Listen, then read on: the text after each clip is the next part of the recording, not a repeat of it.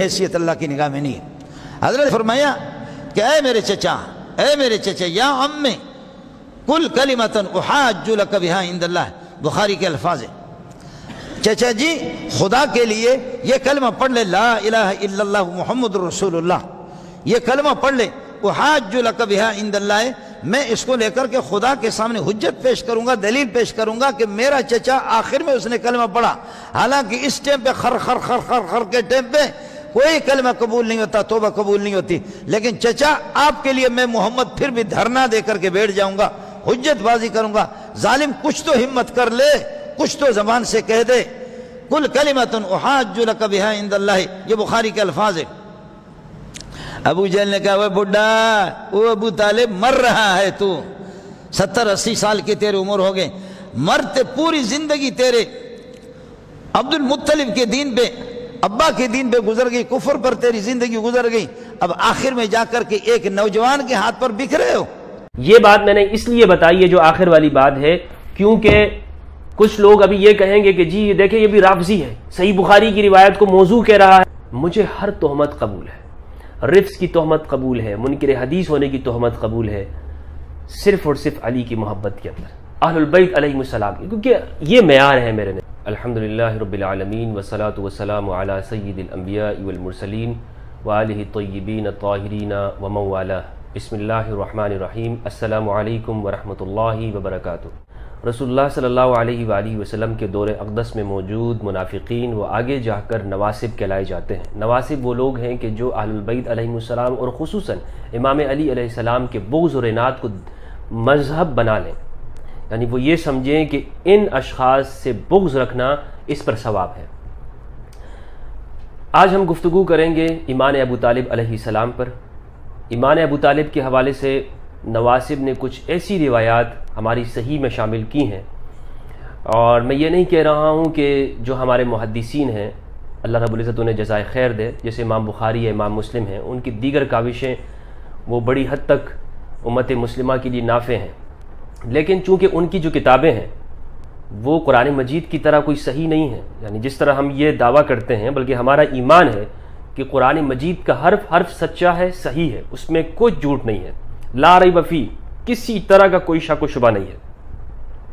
یہ ہمارا کتاب اللہ کے حوالے سے ایمان ہے، لیکن دنیا کی کوئی اور کتاب وہ اس پایہ کی نہیں ہے، اس لیے صحیح بخاری کے اندر بھی اغلاط ہو سکتی ہیں، صحیح مسلم کے اندر بھی ہو سکتی ہے، ان سے خطا ہو سکتی ہے، کسی ایسے یعنی انہوں نے جان بوجھ کر نہیں کیا، لیکن کوئی راوی ایسا ہو کہ جن سے وہ روایت انہیں اس طرح سے پہنچ گئی، جیسے زہری کی روایتیں ہیں جو صحیح بخاری اور صحیح مسلم کے اندر ہیں، میں اس پر پہلے گفتگو کر چکا ہوں، جیسے حضرت امام علی علیہ السلام کا ابو جہل کی بیٹی کو نکاح کا پیغام دینے کے حوالے سے وہ زہری ہی سے مروی ہے۔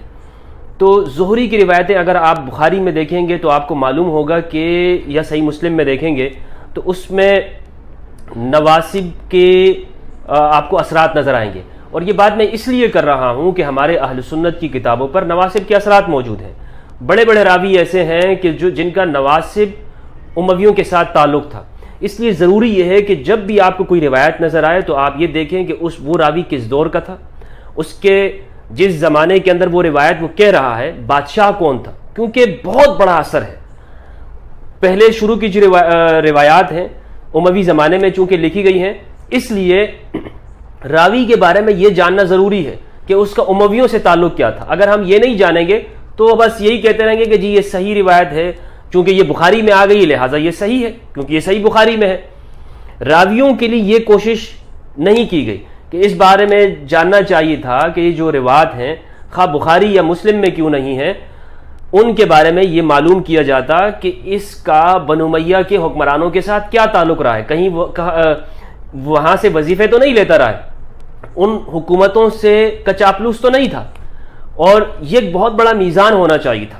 امام علی علیہ السلام کی طرف ایک قول منسوب ہے، آپ فرماتے ہیں اذا رأیت العلماء علی ابواب الملوک فبئس الملوک والعلماء واذا رأیت الملوک علی ابواب العلماء فنعم العلماء ونعم الملوک، کہ جب تم علماء کو بادشاہوں کے دروازوں پہ دیکھو تو آپ کہہ دو، سمجھ جاؤ کہ یہ برے بادشاہ ہیں اور برے علماء ہیں، اور جب تم بادشاہوں کو علماء کے دروازے پہ دیکھ لو تو سمجھ جاؤ اور کہہ دو کہ یہ اچھے علماء ہیں اور اچھے بادشاہ ہیں۔ زہری جو کہ صحیح بخاری کے بھی جو راوی ہیں اور اسی طرح صحیح مسلم کے اندر بھی ہیں، ان کا بنو امیہ خاندان کے ساتھ بڑا گہرا تعلق تھا، بلکہ صاحب الشرطہ پولیس انسپیکٹر تھے یہ ولید بن عبد الملک کے حکومت میں، اور اسی طرح عبد الملک بن مروان کے زمانے میں امویوں کے ساتھ بڑا گہرا تعلق تھا، ان سے روایتیں مروی ہیں۔ تو یہ جو ایمان ابو طالب علیہ السلام کے حوالے سے جو روایت ہے صحیح بخاری کے اندر بھی ہے، صحیح مسلم کے اندر، صحیح بخاری کی 3884، صحیح مسلم کی 132۔ اس حدیث کو میں آپ کے سامنے پیش کرتا ہوں۔ اس کی راویوں کے اوپر میں نے جیسے ایک راوی زہری کے حوالے سے میں نے بات کر دی، اور یہ روایت کہاں تک صحیح ہے، اس سے کیا چیز ہمارے ہاں ثابت کی جاتی ہے، اور اس روایت کا کیا جواب ہے۔ یعنی ہمارے اہل سنت کی اکثریت اس بات کی قائل ہے کہ جناب ابو طالب علیہ السلام وہ کفر پہ مرے، مات علی الکفر، اور تمام شیعہ کا، زیدیہ کا اور بعض اہل السنت شوافع کا یہ موقف ہے کہ جناب ابو طالب علیہ السلام مومن تھے۔ اب صحیح بخاری وہ روایت جس سے یہ ثابت کیا جاتا ہے کہ آپ مومن نہیں تھے، آپ کفر کی حالت پہ مرے، وہ بخاری کے اندر بھی موجود ہے، مسلم میں بھی اور دیگر کتابوں کے اندر ہے۔ وہ روایت میں آپ کے سامنے رکھتا ہوں، پھر اس پہ ہم گفتگو کرتے ہیں۔ ایک راوی زہری کے اوپر میں نے گفتگو کر دی تمہید کے اندر ہی، تاکہ آپ کو معلوم ہو جائے کہ راوی جو ہے اس کا بنو امیہ کے ساتھ تعلق ہے۔ اور دوسری جو جب ہم اس حدیث کو پڑھ لیں گے پھر اس پہ میں دیگر اپنی گزارشات پیش کروں گا۔ جی، صحیح مسلم کے اندر باب الدلیل علی صحت اسلام من حضرہ الموت ما لم یشرع فی النزع، اس کے اندر ایک حدیث ہے، یہ ذکر کرتے ہیں امام مسلم رحمہ اللہ، فرماتے ہیں حدثنی حرمل بن یحییٰ التجیبی اخبرنا عبداللہ بن وہب قال اخبرنی یونس عن ابن شہاب قال اخبرنی سعید بن المسیب عن ابیہ قال لما حضرت ابا طالب الوفات جاءه رسول اللہ صلی اللہ علیہ وآلہ وسلم فوجد عنده ابا جہل وعبد اللہ بن ابی امیۃ بن المغیرۃ فقال رسول اللہ صلی اللہ علیہ وآلہ وسلم یا عمی قل لا الہ الا اللہ کلمۃ اشہد لک بها عند اللہ فقال ابو جہل وعبد اللہ بن ابی امیۃ یا ابا طالب اترغب عن ملت عبد المطلب فلم یزل رسول اللہ صلی اللہ علیہ وآلہ وسلم۔ اچھا، یہ روایت ہے، اس کا ترجمہ میں پیش کرتا ہوں۔ امام بخاری کے امام مسلم رحمہ اللہ فرماتے ہیں یہ جو عنوانات ہیں صحیح مسلم کے اوپر ابواب، یہ امام نووی نے قائم کیے ہیں، امام مسلم نے نہیں قائم کی، یہ یاد رہنا چاہیے۔ تو کہتے ہیں ہمیں حرملہ بن یحییٰ تجیبی نے روایت بیان کیا، انہوں نے کہا کہ ہمیں بیان کیا عبداللہ ابن وہب نے، وہ کہتے ہیں مجھے بیان کیا یونس نے ابن شہاب الزہری سے، اور ابن شہاب الزہری کون ہے اس کا تذکرہ میں کر چکا ہوں۔ قال، وہ کہتے ہیں اخبرنی سعید بن المسیب، وہ کہتے ہیں مجھے خبر دی سعید بن المسیب نے، یہ تابعی ہیں، وہ کہتے ہیں کہ انہوں نے اپنے والد سے نقل کیا، یعنی مسیب سے، اور مسیب صحابی ہیں لیکن فتح مکہ کے اوپر اسلام لائے۔ قال لما حضرت ابا طالب الوفات، وہ کہتے ہیں کہ جب جناب ابو طالب کی وفات کا وقت قریب تھا، تو قریب وقت آ پہنچا تو رسول اللہ صلی اللہ علیہ وآلہ وسلم ان کے پاس تشریف لے گئے۔ اس وقت ابو طالب کے پاس ابو جہل اور عبداللہ ابن ابی امیہ بھی موجود تھے۔ رسول اللہ صلی اللہ علیہ وآلہ وسلم نے فرمایا اے چچا، ایک بار لا الہ الا اللہ کہہ دیجئے تو میں تمہارے حق میں اسلام کی گواہی دوں گا۔ ابو جہل اور عبداللہ ابن ابی امیہ کہنے لگے اے ابو طالب، کیا تم اپنے باپ عبد المطلب کی ملت کو چھوڑ رہے ہو؟ رسول اللہ صلی اللہ علیہ وآلہ وسلم مسلسل ابو طالب کو کلمہ پڑھنے کی تلقین کرتے رہے، اور بہرحال ابو طالب نے جو آخری الفاظ کہے وہ یہ تھے میں اپنے باپ عبد المطلب کی ملت پر ہوں، لا الہ الا اللہ کہنے سے انکار کر دیا۔ رسول اللہ صلی اللہ علیہ وآلہ وسلم نے فرمایا بخدا میں اس وقت تک تمہارے لیے مغفرت کرتا رہوں گا جب تک کہ اللہ تعالیٰ اس سے روک نہ دے۔ اس لیے اللہ تعالیٰ نے یہ آیت نازل فرمائی۔ ترجمہ: نبی اور مسلمانوں کے لیے مشرکین کی مغفرت کی دعا کرنا جائز نہیں ہے، خواہ وہ ان کے رشتہ دار ہی کیوں نہ ہوں، جب کہ ان کا جہنمی ہونا معلوم ہو چکا ہو۔ یہ سورہ توبہ کی آیت ہے، یہ نازل ہوئی، اور اسی طرح سے پھر کہتے ہیں اور ابو طالب کے بارے میں یہ آیت بھی نازل فرمائی ہر وہ شخص جس کو آپ چاہیں آپ اس میں ہدایت جاری نہیں کر سکتے، البتہ اللہ تعالیٰ جس کے حق میں چاہتا ہے ہدایت پیدا فرما دیتا ہے، اور وہ ہدایت پانے والوں سے بخوبی واقف ہے۔ یہ صحیح مسلم کی روایت ہے، صحیح بخاری کے اندر بھی اسی کے قریب قریب روایت موجود ہے۔ اب اس روایت کے اوپر اہل سنت کا موقف بیان کرتے ہوئے شارح صحیح مسلم علامہ غلام رسول سعیدی رحمہ اللہ وہ یہ بات لکھتے ہیں، ان کا بھی یہی موقف ہے کہ وہ ایمان پر نہیں تھے، کیونکہ اہل سنت کا یہی موقف ہے اور وہ اس کو ثابت کرتے ہیں، دلائل کے ساتھ لکھتے ہیں، لیکن یہ اپنا موقف پیش کرتے ہیں۔ صفحہ شرح صحیح مسلم کتاب الایمان جلد نمبر 1 صفحہ نمبر 397 کہتے ہیں ابو طالب کے ایمان نہ لانے کی بحث میں مصنف کا موقف، قرآن مجید کی اول ذکر آیات اور ثانی ذکر احادیث صحیحہ کی روشنی میں مذاہب اربعہ کے معروف علماء، فقہاء، مفسرین اور جمہور اہل سنت کا موقف یہ ہے کہ ابو طالب کا ایمان ثابت نہیں ہے۔ یہ اہل سنت کا موقف ہے، اور اہل سنت نے یہ موقف کیوں بنایا؟ وہ ان روایات کی وجہ سے۔ اب یہ روایت کس درجے کی ہے اس پر میں گفتگو کروں گا۔ پہلے میں شارح صحیح مسلم جو ہمارے دور کے ہی تھے، ہمارے استاد محترم، ان کا موقف پیش کر دیتا ہوں۔ ہم نے عمدن ان تمام تصریحات کا ذکر نہیں کیا کیونکہ ہمارے لیے یہ کوئی خوشگوار موضوع نہیں ہے۔ رسول اللہ صلی اللہ علیہ وآلہ وسلم کی بڑی خواہش تھی کہ ابو طالب ایمان لے آئے، لیکن تقدیر کا لکھا ہوا پورا ہو کر رہا۔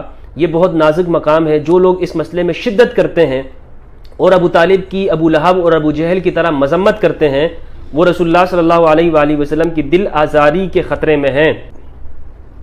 ہم رسول اللہ صلی اللہ علیہ وآلہ وسلم اور آپ کے اہل بیت کی دل آزاری سے اللہ کی پناہ چاہتے ہیں۔ ہم اس بحث میں صرف اتنا کہنا چاہتے ہیں کہ قرآن مجید اور احادیث صحیحہ سے ابو طالب کا ایمان ثابت نہیں ہے۔ یہ ہے موقف، اور یہ چیز ہم پر بھی اتنی ہی گراں اور باعث رنج ہے جتنی اہل بیت کے لیے ہے۔ ہم اس سے زیادہ ہم اس بحث میں کچھ لکھنا نہیں چاہتے ہیں اور نہ اس مسئلے کی باریکیوں میں الجھنا چاہتے ہیں۔ بعض علماء اہل سنت نے ابو طالب کے ایمان کو ثابت کیا ہے، ہر چند کی یہ رائے تحقیق اور جمہور کے موقف کے خلاف ہے، لیکن ان کی نیت محبت اہل بیت ہے، اس لیے ان پر طعن نہیں کرنا چاہیے۔ یہ بات میں نے اس لیے بتائی ہے جو آخر والی بات ہے، کیونکہ کچھ لوگ ابھی یہ کہیں گے کہ جی یہ دیکھیں یہ بھی رافضی ہے، صحیح بخاری کی روایت کو موضوع کہہ رہا ہے، مسلم کی روایت کو موضوع کہہ رہا ہے اور ناسبی کہہ رہا ہے راویوں کو، تو لوگ اگر یہی نیچے لکھیں گے کہ جناب ایمان ابو طالب کی بات یہ اس لیے کر رہا ہے کہ تو رافضی ہے، شیعہ ہے، اور طعن کریں گے۔ تو شارح صحیح مسلم، مفسر قرآن اور استاد الحدیث علامہ غلام رسول سعیدی نور اللہ مرقدہ کا موقف میں نے بتا دیا کہ جو شخص اہل بیت کی، جو شخص ابو طالب علیہ السلام کے ایمان کا قول کرتا ہے تو اس پہ طعن نہیں کرنا چاہیے، ٹھیک ہے۔ اور بریلوی تو ویسے ہی طعن نہیں کر سکتے اس شخص کے اوپر۔ اس کی وجہ میں آپ کو بتا دوں، وجہ یہ ہے کہ بریلوی اکثر قائل ہیں جناب والدین کریمین کے ایمان کے اوپر، سلفی قائل نہیں ہے، اور دیوبندیوں میں سے بھی بعض قائل نہیں ہیں، لیکن بریلویوں کو کوئی مجال نہیں ہے کہ وہ یہ بات کریں کہ جی جناب ابو طالب علیہ السلام مومن نہیں تھے۔ اس کی وجہ یہ ہے کہ والدین کریمین کی ایمان کا آپ کے پاس کیا ثبوت ہے؟ والدین کریمین کو وہ بھی تو صحیح کتابوں کے اندر روایت موجود ہے کہ جناب ان ابی و اباک فی النار، میرے باپ اور تمہارا باپ جہنمی ہے۔ تو آپ جب وہاں پہ قول کر رہے ہیں تو ابو طالب علیہ السلام پر ایمان کا قول کرنے میں آپ کے لیے کون سی مشکل آتی ہے اور کون سی قباحت آپ کو لازم آتی ہے؟ بہرحال علامہ شبلی نعمانی رحمہ اللہ نے، اب میں یہ بات اس لیے کر رہا ہوں کہ شبلی نعمانی نے بھی وہ بات کہی ہے، لہٰذا یہ جو کہتے ہیں نا کہ جی صحیح بخاری کے اندر ہے تو بس یہ صحیح ہے، مسلم کے اندر ہے تو وہ صحیح ہے، آنکھیں بند کر کے ایمان لے آؤ، ایسا نہیں ہے۔ علامہ شبلی نعمانی رحمہ اللہ نے سیرت النبی کی جلد نمبر 1 کے صفحہ 158 پر ایمان ابو طالب کی مختصر بحث کی ہے۔ 158 عام الحزن کے اندر، جہاں پہ جناب خدیجۃ الکبریٰ علیہ السلام اور جناب ابو طالب کی وفات کا بیان ہے۔ یہ کہتے ہیں 10 نبوی حضرت خدیجہ علیہ السلام اور ابو طالب کی وفات۔ لکھتے ہیں حضرت صلی اللہ علیہ وآلہ وسلم اب شیب ابی طالب سے نکلے تھے اور چند روز قریش کی جور و ظلم سے امان ملی تھی کہ ابو طالب اور حضرت خدیجہ کا انتقال ہو گیا۔ اس کے نیچے لکھتے ہیں ابو طالب کی وفات کے وقت حضرت صلی اللہ علیہ وآلہ وسلم ان کے پاس تشریف لے گئے۔ ابو جہل اور عبداللہ ابن ابی امیہ پہلے سے موجود تھے۔ آپ صلی اللہ علیہ وآلہ وسلم نے فرمایا مرتے مرتے لا الہ الا اللہ کہہ دیجئے، میں خدا کی یہاں آپ کے ایمان کی شہادت دوں، گواہی دوں گا۔ یہ صحیح مسلم کے اندر میں نے آپ کے سامنے پیش کر دی۔ اس روایت کے اوپر جو میں نے ابھی پڑھی ہے صحیح مسلم سے، کہتے ہیں یہ بخاری اور مسلم کی روایت ہے، ابن اسحاق کی روایت ہے کہ مرتے وقت ابو طالب کے ہونٹ ہل رہے تھے.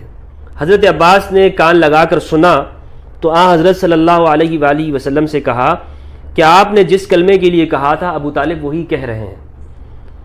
لیکن محدثانہ ہے، اچھا یہ بات جو ہے یہ ابن ہشام کے اندر موجود ہے، سیرت ابن ہشام کے اندر.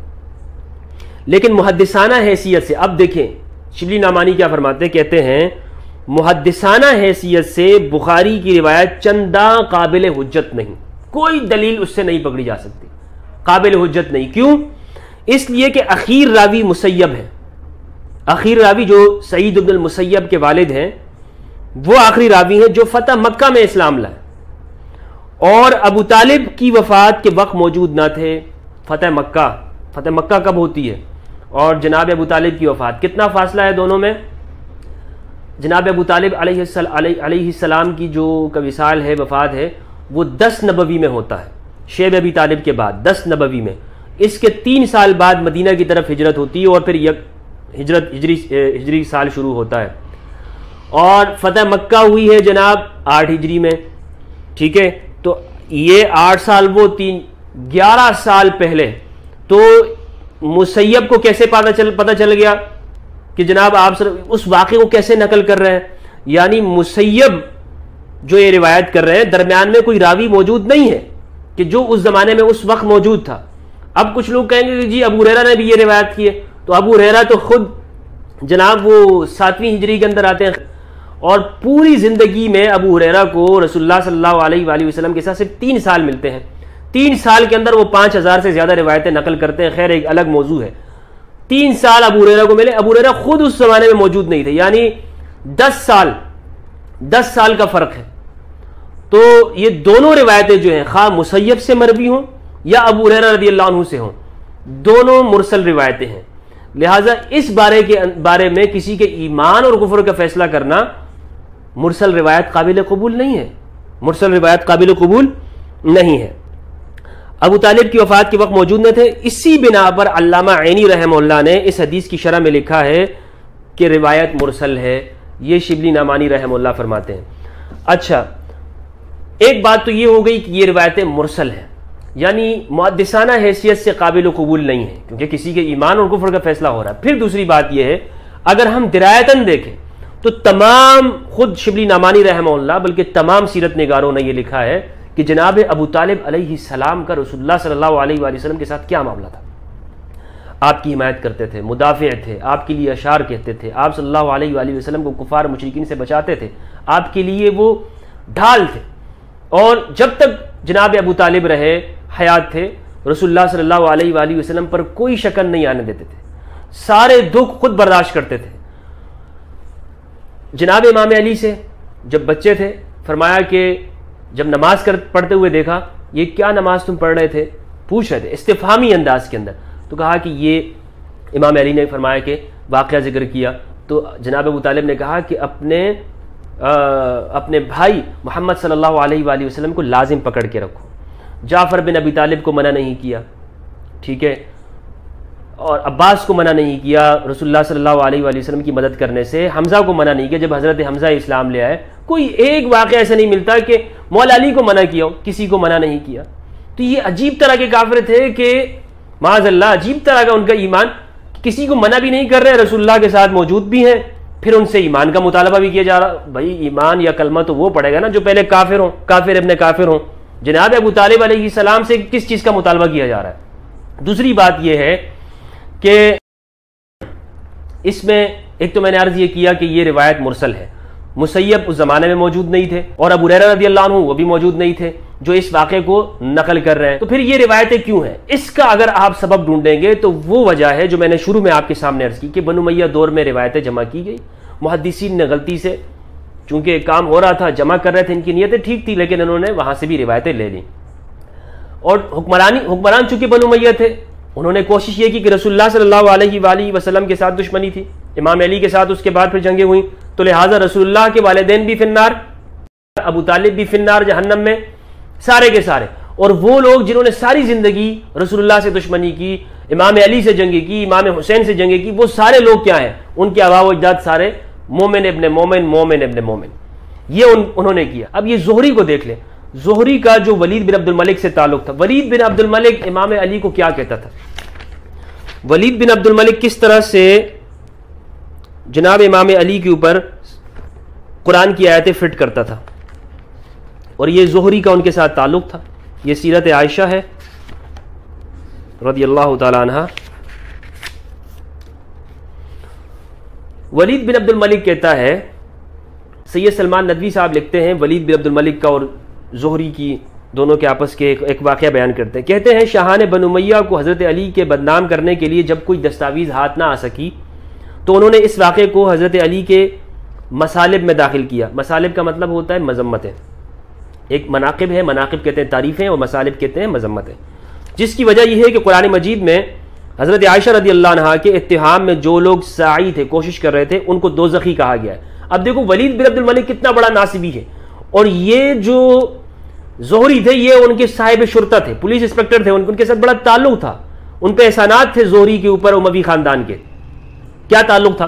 ایک دفعہ امام زہری ولید بن عبد الملک کے دربار میں تھے، ولید نے کہا کہ وہ علی ہی تو تھے نا جن کے بارے میں قرآن مجید نے کہا ہے والذی تولی کبرہ منہم لہ عذاب عظیم۔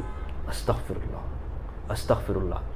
یہ جو جن لوگوں نے حضرت عائشہ رضی اللہ عنہا کے اوپر تہمت لگائی تھی، ٹھیک ہے، منافقین جو لوگ تھے، ان کے بارے میں سورہ نور کی یہ آیت نازل ہوئی، سورہ نور کی آیت نمبر 11، کہ اس جھوٹ باندھنے کے اندر جس کا بڑا حصہ ہے اس کے لیے بڑا عذاب ہے۔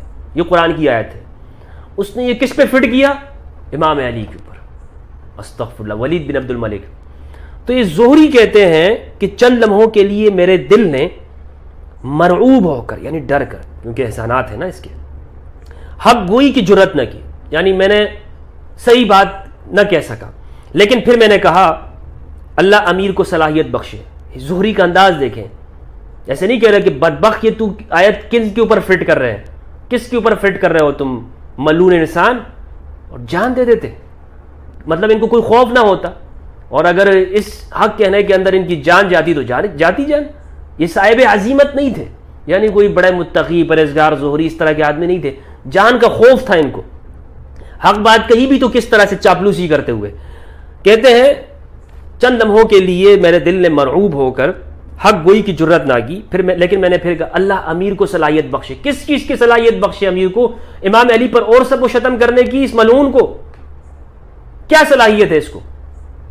اس کے دو اہم خاندانوں نے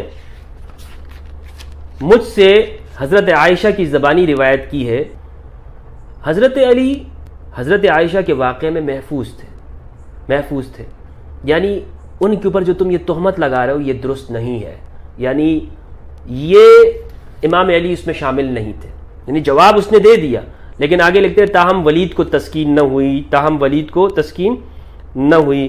کہتے ہیں یہ واقعہ صحیح بخاری میں 2 موقعوں پر مروی ہے، تفصیل کے لیے دیکھیے فتح الباری شرح حدیث افک۔ یہ ہے جناب ولید بن عبد الملک جو امام علی کے اوپر اول مومن، اول مسلم، اہل البیت علیہ السلام کے سردار اور آقا جناب امام علی کے اوپر یہ تہمتیں باندھ رہے، قرآن کی آیتیں فٹ کر رہا ہے کہ بڑے ناسبی کوئی ہے اس سے بڑا۔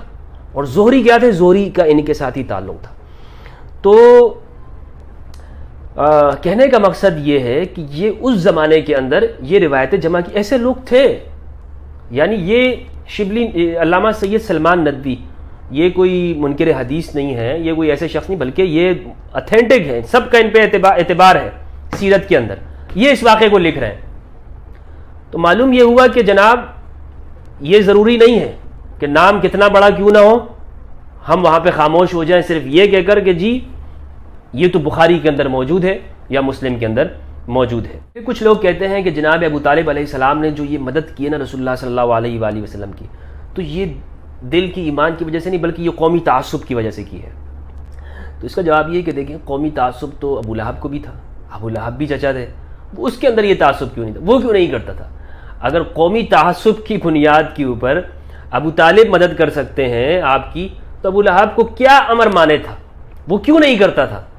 تو اصل مطلب یہ ہے کہ وہ قومی تعصب نہیں تھا بلکہ یہ ہے وہ چیز تھی جو دونوں کو جدا کرتی ہے. یعنی ایک عصبیت تو دونوں میں ایک تھی. ابو طالب علیہ السلام وہ بھی چچا تھے اور ابو لہب بھی چچا تھا، بلکہ ابو لہب نے تو آپ کی پیدائش کے اوپر خوشی میں سویبہ کو بھی آزاد کیا تھا. یہ روایت بھی ہمارے ہاں موجود ہے. تو جب ابو لہب ہمارے ہاں بریلویوں کی وہ کہتے ہیں کہ ہر پیر کے دن ابو لہب کو یہاں سے پانی ملتا ہے، کیونکہ اس انگلی کے اشارے سے اس نے جناب اشارہ کر کے کہا تھا. ابو لہب کو اگر اس سے فائدہ ہوتا ہے تو جناب ابو طالب علیہ السلام تو 3 سال تک رسول اللہ صلی اللہ علیہ وآلہ وسلم کے ساتھ شیب ابی طالب کے اندر بھوکے پیاسے تھے. ان کے لیے کوئی فضیلت نہیں ہے. کیوں؟ اس لیے کہ بڑے اکابرین نے ان کے بارے میں، کچھ ہندوستانی علماء نے ان کے بارے میں لکھ دیا ہے جناب وہ کافر تھے. تو کسی میں یہ جرت نہیں ہے آج کہ وہ یہ کہہ سکے کہ جی ہمارے اکابر نے ان کو کافر لکھا ہے تو میری تحقیق یہ کہہ رہی ہے. جو تحقیق کرتا ہے اس کو تو یہ مسلک سے نکال دیتے ہیں. پھر یہ یاد رکھیں کہ یہ جو روایتیں ہیں یہ محفوظ نہیں ہیں. ان میں ایسے راوی موجود ہیں ہماری صحاح کتابوں کے اندر جو ناصبی تھے اور ان پر ناصبیت کا اثر تھا. جیسے آپ یہ دیکھیں حریز ابن عثمان ناصبی تھا. امام ذہبی رحمہ اللہ نے المجلد السابع کے اندر سیر اعلام النبلاء میں حریز ابن عثمان کے جہاں پہ حالات لکھے ہیں تو انہوں نے کہا ہے کہ اس پر ناصبیت کی تہمت موجود تھی. یرما بن نصب، ان پہ یہ موجود تھا کہ یہ ناصبی ہیں، اور یہ بڑے درجے کا ناصبی تھا. یہ کہتا تھا کہ میں علی سے محبت نہیں کرتا. اب افسوس مجھے کہاں پہ ہوتا ہے؟ افسوس مجھے تب ہوتا ہے کہ ایک بندہ خود اپنی زبان سے اقرار کر رہا ہے انا لا احب علی، میں علی سے محبت نہیں کرتا. کسی نے پوچھا کہ تم علی کی محبت کیوں نہیں کرتے؟ اس نے کہا اس لیے کہ میرے بڑوں کو علی نے صفین میں مارا ہے تو میں اس سے محبت کیوں کروں. لنا امیر ولکم امیر، ہمارے لیے امیر ہمارا اپنا ہے، تمہارے لیے تمہارا امیر ہے. ہمارے لیے معاویہ ہے، تمہارے لیے علی ہے. وہ اس طرح کہتا تھا اور کہتا تھا کہ بھائی مجھے علی سے محبت نہیں ہے. تو بنص سے رسول صلی اللہ علیہ وآلہ وسلم یہ حریز ابن عثمان منافق ہوا یا نہیں ہوا؟ یہ الحمصی منافق ہوا، کیونکہ صحیح مسلم کی صحیح روایت ہے. آپ صلی اللہ علیہ وسلم نے فرمایا لا یحبک الا مؤمن ولا یبغضک الا منافق. اے علی تجھ سے صرف مومن محبت کرے گا اور منافق بغض کرے گا. لیکن ہمارے تمام محدثین لکھتے ہیں فقہ ہے. یہ حریز ابن عثمان الناصبی یہ ثقہ ہے. تو ہمارے محدثین کے معیارات کچھ اور ہیں. انہوں نے ہرگز یہ معیار نہیں لکھا روایتوں کے اندر یا الجرح و تعدیل کے اندر کہ کوئی شخص علی سے محبت کرتا یا نہیں کرتا. نہیں، ان کا یہ معیار ہوتا ہی نہیں تھا. وہ اپنے ان کے معیار تھے جی جناب قبلے کی طرف وہ تھوک تو نہیں کرتا تھا، کہیں رستے میں چلتے ہوئے کہیں بیٹھ کے کھڑے ہو کے پیشاب تو نہیں کرتا تھا، یا کہیں رستے میں تو نہیں کرتا تھا پیشاب، یا جی کھڑے ہو کر اس نے پانی. اس طرح کے ان کے معیارات وغیرہ موجود تھے اور بہت اچھے معیارات ان کے اور بھی ہیں.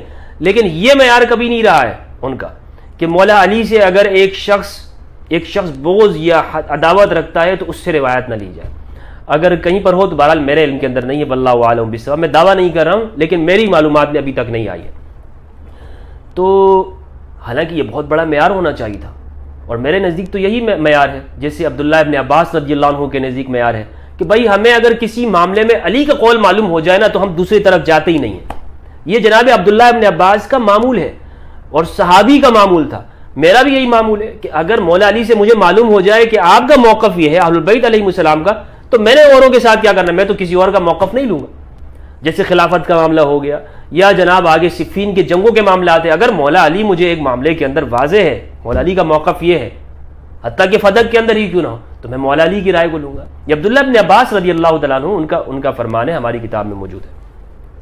تو اب آپ نے دیکھا کہ کچھ علماء نے ایمان ابو طالب کے اوپر بحث کرتے ہوئے بڑے دلائل دی ہیں، قرآن مجید کی آیات. اور یہ جو قرآن مجید کی آیات انک لا تہدی من احببت ولکن اللہ یہدی من یشاء، اس کے جوابات موجود ہیں.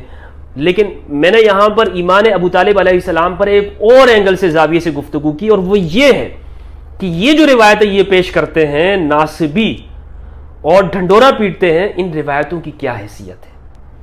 چونکہ ہمارے ہاں کوئی یہ جرت نہیں کر رہا کہ وہ ان روایتوں کے اوپر بات کرے. ہمارے ہاں جو سنی حضرات وہ جواب بھی دیتے ہیں نا ایمان ابو طالب علیہ السلام کے اوپر، وہ روایتوں کو نہیں چھیڑتے، کیونکہ انہیں یہ خوف ہے کہ یار کہیں کوئی ہم پر یہ تہمت نہ لگا دے منکر حدیث ہونے کا.